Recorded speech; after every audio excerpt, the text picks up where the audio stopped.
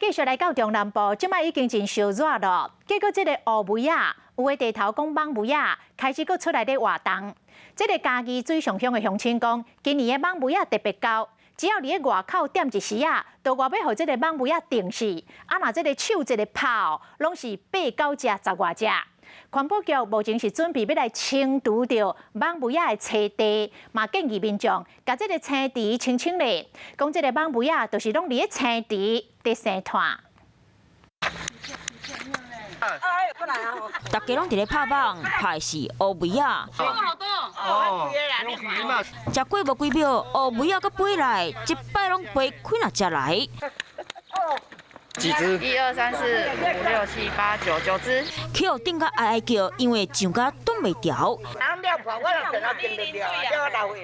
这是嘉义县水上乡美上美社区，最近社区内底有真侪乌梅啊网这类。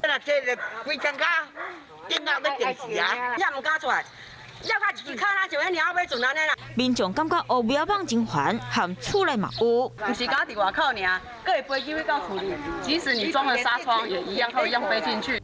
骹手房顶几若铺，拢是乌梅啊网顶的，民众摕兄来粉嘛无效，想办法拢是要甲乌梅啊网赶走。